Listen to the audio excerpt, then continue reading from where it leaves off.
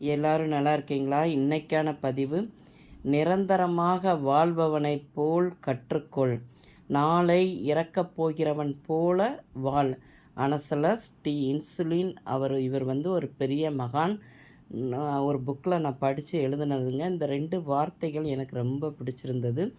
வாழ்க்கையில் எதுவுமே நம்ம என்னடா வாழ்க்கை, வாழ்கிறோம், படிக்கிறோம், வேலைக்கு போகிறோம், கல்யாணம் பண்ணுறோம், பிள்ளைய பெற்றுக்கிறோம், அப்புறம் அதுக்கு கல்யாணம் பண்ணுறோம், இதான வாழ்க்கைங்கிற மாதிரி நம்ம இருக்காமல் வாழ்க்கையில் நிறைய விஷயங்களை கற்றுக்கொள்ளணும். நம்ம இந்த பூமியை விட்டு போகிற வரைக்கும் எவ்வளோக்குள்ளே நம்ம நிறைய விஷயங்களை கற்றுக்கொண்டு அதை நம்ம திறமைகளை வெளிப்படுத்தி வாழ்க்கையில் இந்த மாதிரி நிறைய விஷயங்களை கற்றுக்கொள்ளும்போது தான் நான் அது ஒரு பெரிய சக்தியாக உருவெடுக்கும் பார்த்துக்கோங்க. நம்ம வாழ்ந்த பிறகும் நம்மளுடைய பேர் நிலச்சிருக்கும். அதுக்கு நம்மளுடைய எவ்வளோ தூரம் நம்ம இந்த பூமியில் வாழ்கிற வரைக்கும் எவ்வளோ விஷயங்கள் கற்றுக்கொள்கிறோம் அப்படிங்கிறது தான் முக்கியம் பார்த்துக்கோங்க. நாளை இறக்கப் போகிறவன் போல் வாழ். கண்டிப்பாங்க.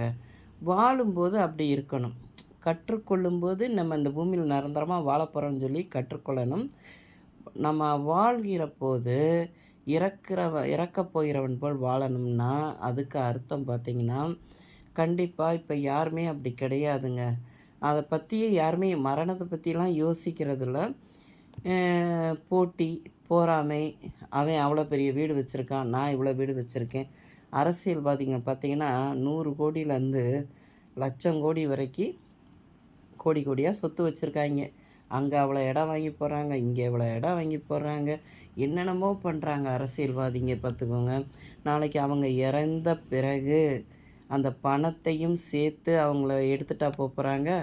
அது கிடையாது. அதை பற்றி யாருமே யோசிக்கிறது கிடையாது. கோடி கோடியாக சொத்து வாங்கணும், அதை சேர்த்து வைக்கணும்.